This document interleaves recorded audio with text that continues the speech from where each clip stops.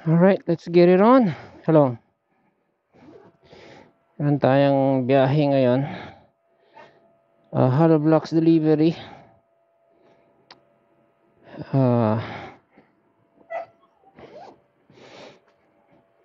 Sa meron kami naranasan dito sa lugar na to.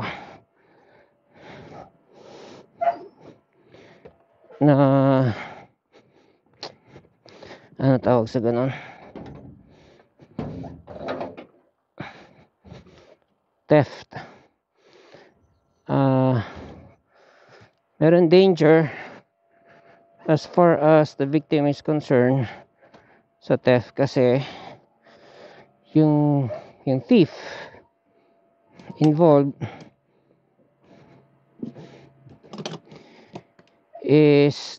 are dangerous people.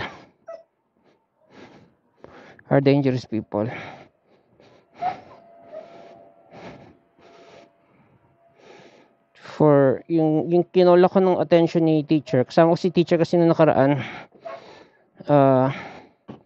for some reason kinall out niya ako. Sabi niya, "Dad, may tao." Ano siya? Well, my reaction is, although tinignan ko sa sa tawag ng rear view mirror kasi nakapo sa Honda, sabi ko, sapat ko may tao. I mean, just in my head, may tao. Pero yung tono niya kasi parang alarming. What do you mean may tao? Yeah, meron tao, pero why are you calling me out? Kasi nakatalikod ako, parating yung dalawang lalaki. Medyo may building pangangatawan.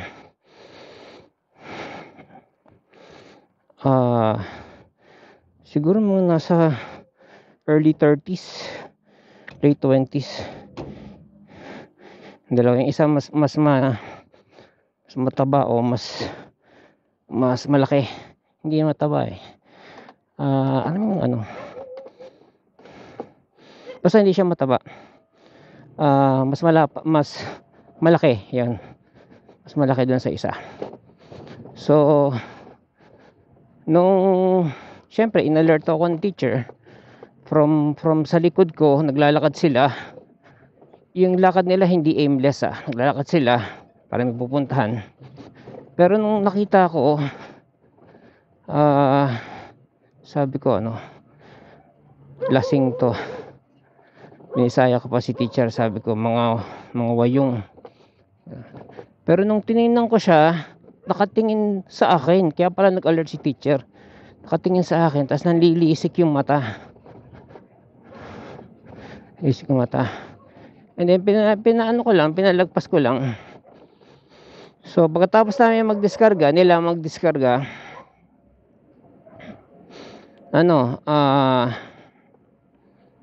tapos na magdiskarga, nung aalis na yung maghihimasa na yung mga nagdiskargador, nagkakagulo sila, hinahagilap nila nga yung belt bag ng isang diskargador, hindi na makita. So nag-review kami, na-realize niya na iniwan niya doon sa dashboard ng truck. Tapos bukas yung bintana, hindi nakalak yung pinto sa harap. Kami naman, nakapwesto kami ni teacher sa likod.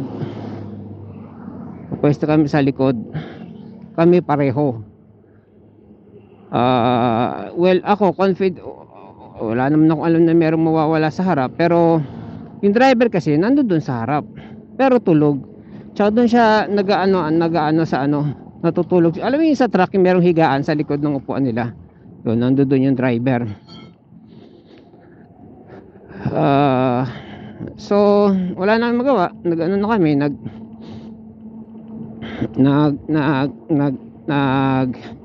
conclude na kami ng delivery. Pero sabi ng driver, yung mga yan, minsan may ini-spray yan. Now, nung nabanggit niya yun, naalala ko, nung natapos kami magdiskarga, gigisingin ko yung driver. Ang hirap niyang gisingin. Usually pag yung driver tulog na ganyan sa biyahe, isang tawagan mo lang yan eh. O kaya pag yung pinto binuksan mo, magigising na siya. Tinawag ko ilang beses, kinatok ko, binuksan ko yung pinto. Ayoko naman siyang kalapitin, baka mamaya may balis yung manaksak, maalimpungatan ba. Kaya sabi ko dun sa kasamahan, gisingin mo nga yung driver para ano, para mag-usap kami. Sabi ko ano, yung pahinante na yung gumigising, ang tagal din niyang magising. Sabi ko, mahirap gisingin yung gising eh. Pero wala naman siyang dahilan para hindi gumising. As in na nga, nung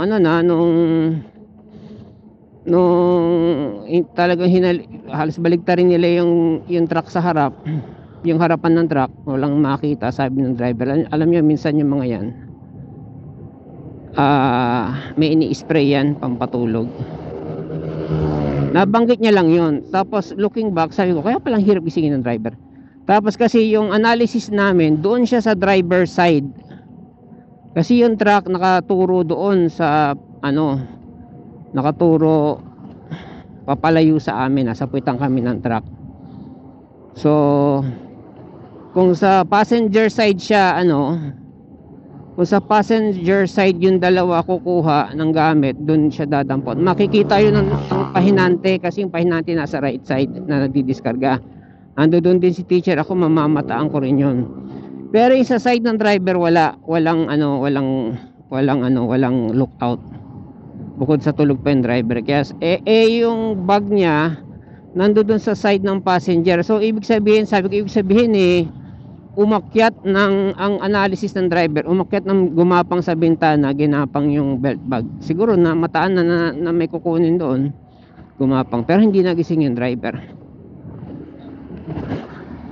Tapos looking back, yung pagtingin niya sa akin, ba't nanlilisik yung mata, na-realize ko na sinusukat niya ako. Sinusukat niya ako. Ako minsan ang get up ko militar, kala mo sundalo. Kaya yung mata niya matapang, yung mukha niya matapang, parang pag eto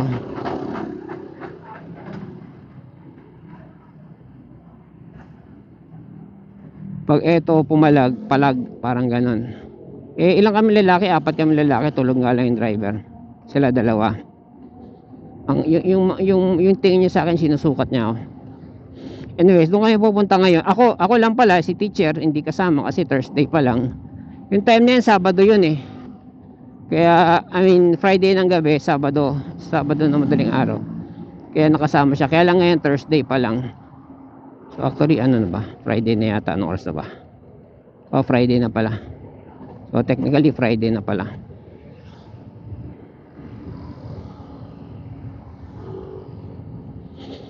As far as I can remember, bata pa lang ako, may sinasabi ni uncle ko dyan. Sabi niya, dyan sa lugar na yun, daing loko dyan. Sabi niya, pag dadaan kayo, pupunta kayo dyan, listo kayo kasi daming dyan, mga nakatira sa bangin. Hindi, iba yung squatter na nag-squat na yung squammy na kagaya sa amin, ganyan. Pero yun, talagang literal na sa bangketa nakatira. May mga kariton, dun sa kariton nakatira, ganyan.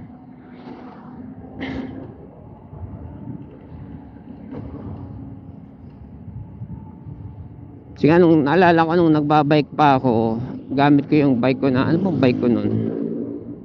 Mountain bike yata ka, focus tayo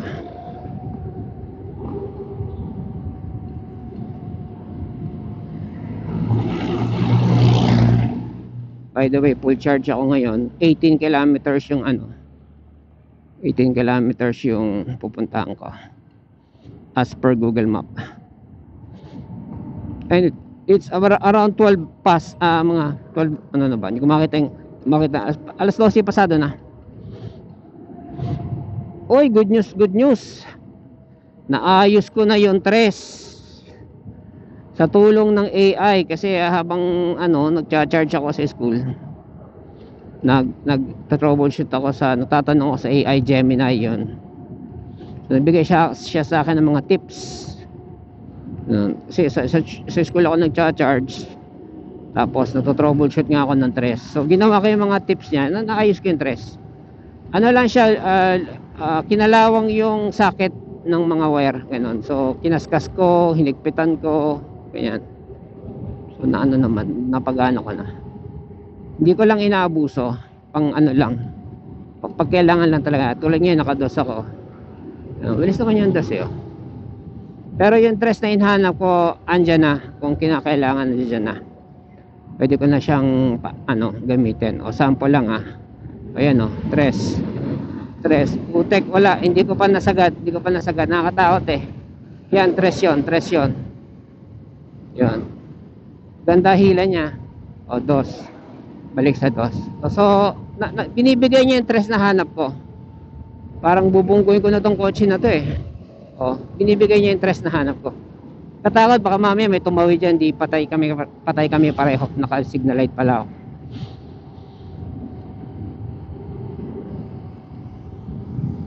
So pang ano lang, use it only when needed.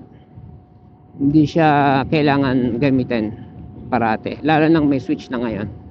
And it's good to have, para pag kailangan meron tayong makahuhugot na na power, baga.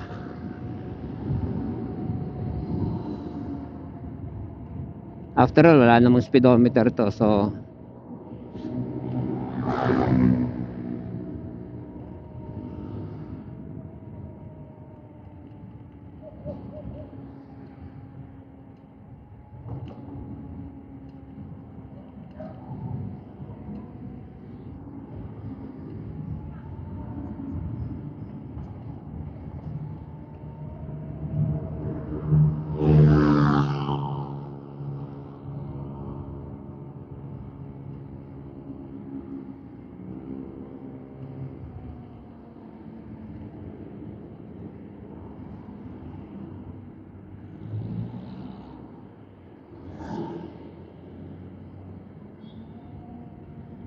iisip tuloy ko kung anong pang self defense ko.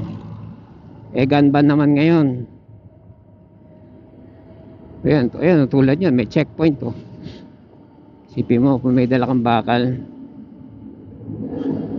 checkpoint ka, walang license to carry yan. Actually yung bayaw ni teacher na nasa army, meron yung separate na papel, hindi ID ng army pag gun ban ba yun, meron siyang separate na papel para sa hand carry niya.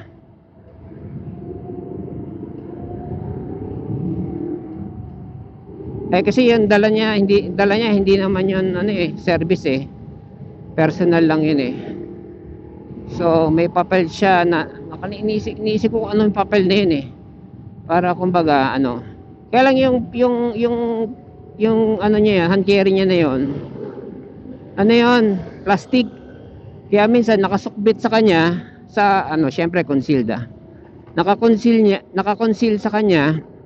Tapos sabi niya daw siya sa mall, siya ng gwardiya, hindi daw na-detect kasi plastic nga yung niya, yung hand carry niya. Now ako, knowing na may mga kasama ako sa martial arts kasi na gwardiya na babae, sabi ng isa ng babae, sabi kami minsan pag hindi naman threat yung tao, pinipindot na pwede mo raw yung pindutin yung yung metal detector nila, pwede mo raw yung pindutin na kunwari may tumunog ganyan, pwede mo raw i-manual. Pinalalagpas na nila kasi sa dami ng lumalabas-pasok, wala namang kumbaga memo na maghigpit kayo, so kaya hindi siya na-detect kasi alam ko may spring pa rin ng may spring pa rin ng Glock, di ba?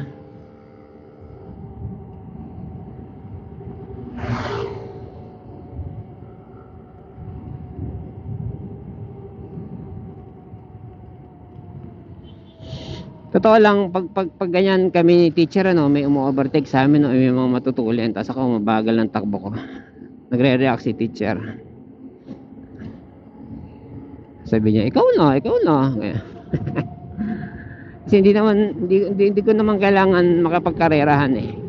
Makakarating naman kami pare-pare sa pupuntahan nang hindi humahataw. From point A to point B. Tsaka yung disgrasya, aksidente, yung semplang sa ganitong speed tsaka sa mas mabilis na speed, mas deadly syempre yung mas mabilis na speed. Kaya may better chance kang mag-survive o hindi mabalian o ano man kung hindi ka ganun kabilis.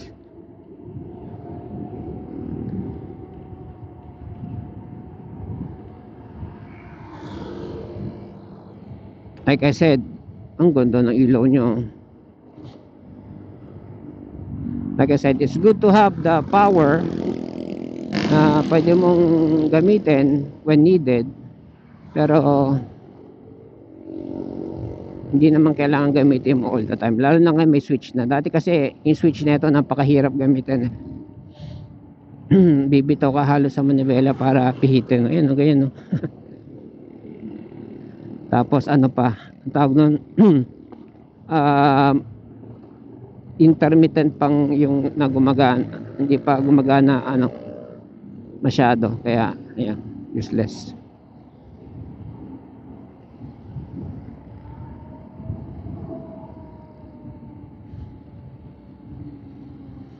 So yung truck tumawag ng 11, nasa NLEX na daw. Alam ko mabilis pa sila magpatakbo. Ko lang saan ako tataambay.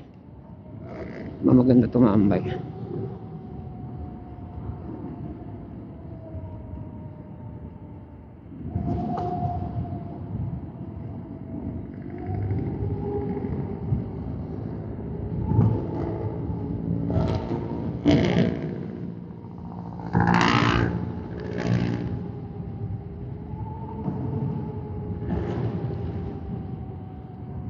So pag gagamitin ko yung press, pinapanghila ko lang kasi ang lakas niyang humili. So para hindi mo na kailangan ibabad yung silinyador.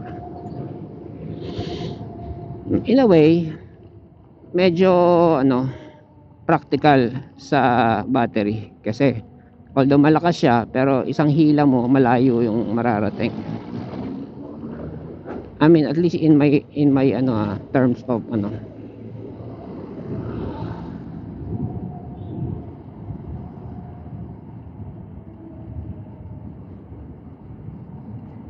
rationalization paggamit ng tres.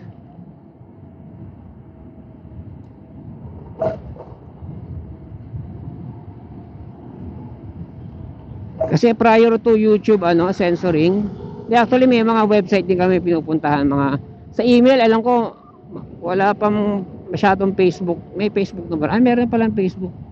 Oh, hindi pa masyadong masensor sila noon eh.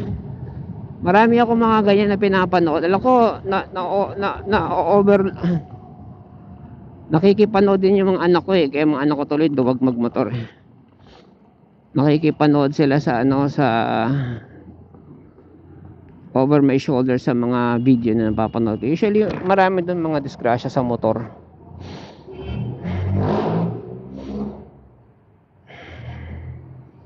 Mga ano, fatal if not otherwise. Kaya sabi ko, yung Facebook ano ko nga, insurance ano pa ako noon, active pa ako sa insurance noon. Yun ang purpose ko noon. Kaya ako I'll make compilation ng mga aksidente para to make people aware na to be careful, na to be ano sa kalsada. Para hindi ano, para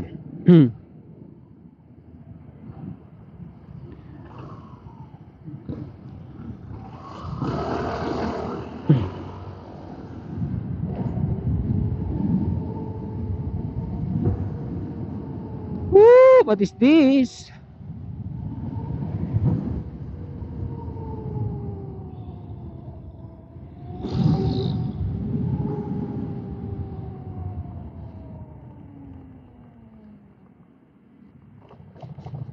Pulis ba?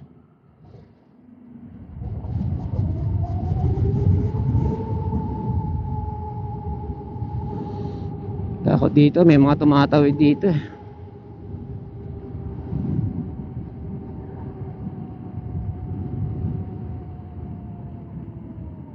Tulad niyan.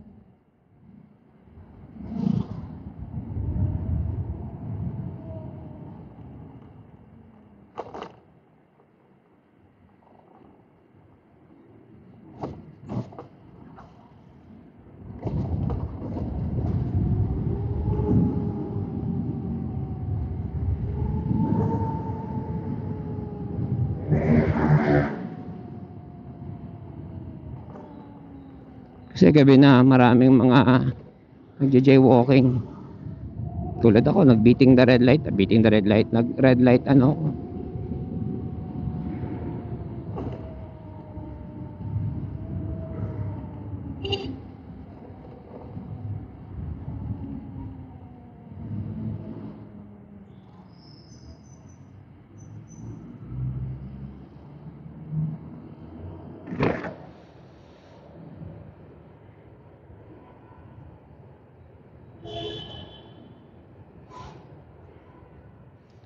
So, ano bang ano ko, mag-e-Espanya ako.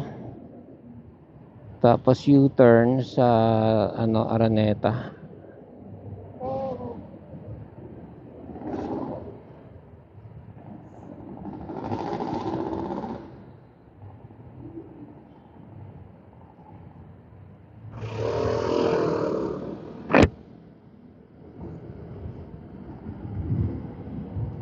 Parang madulas yung ano ko, gulong ko.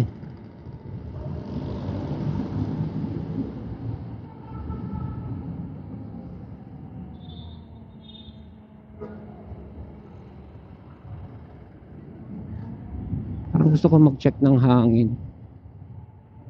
Or maalikabok lang.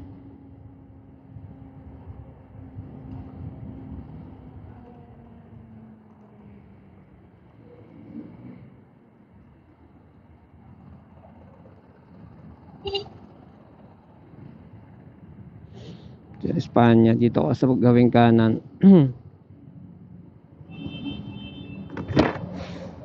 Dito, dun sa kabilang side, maraming snatcher dun kabilang side. Ang siste nila, halimbawa, may namataan na ano, na may kwintas ano. Antay nila mag-go yung arangkada ng jeep saka mga hablot.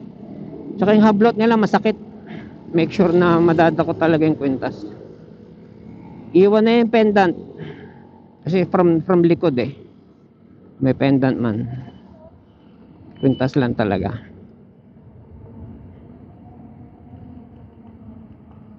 So, mamaya hanap ako ng medyo safe na lugar matambayan. Kasi dito na ako nakalayuan. Ayoko tumambay dun. Hindi, teka.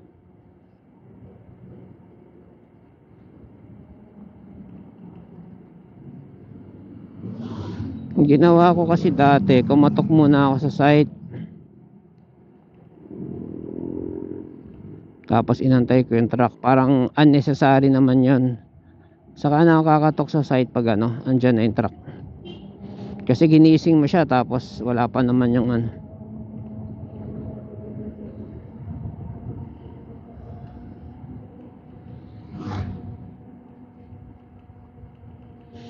Nung nakaraan, alas 3 na sila dumating.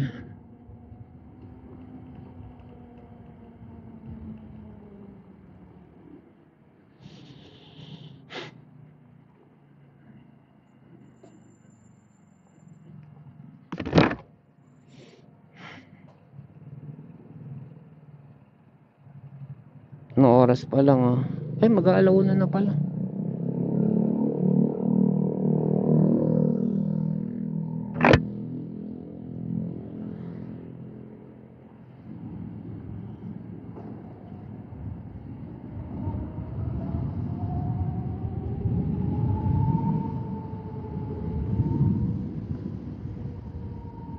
Sipin mo, ganito yung ano ko dati, default ko. Walang katina ng ano ko, pantalong ko. Maligo na ang pag-uwi. Pinang-exercise ko kanina to sa Marikina Sports Center. Medyo magastos din mag-exercise 10 yung entrance. Oh. 15 yung parking, 25. Lipobitan. Tsaka ano, 50. 75. Oh, sipin mo 75. Kung araw-araw mo gagawin. Hindi, sa tingin ko, gagawin ko yung araw-araw eh. Sinimulan ko yan.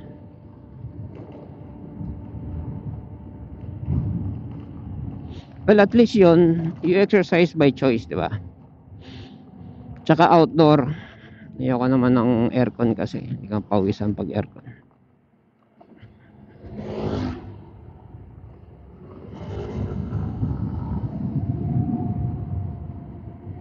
Yan o, tinan mo, nakatras siya, nahihilahin ko. Hila, bitaw. Hila, bitaw. Ang stoplight dito. Ayun, stoplight. Hila, bitaw. Go na ba? Go ba yan? Yan, basta ganun lang kung gusto gumamit ng tres. Pero dos lang tayo. At necessary.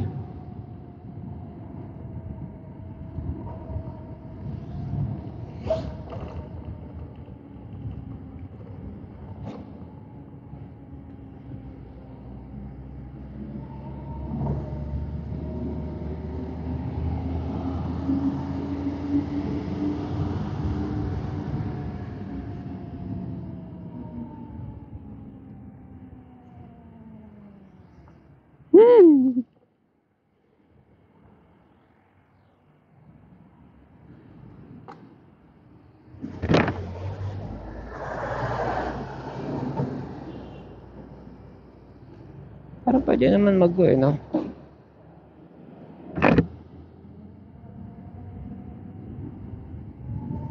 Motor lang naman tayo.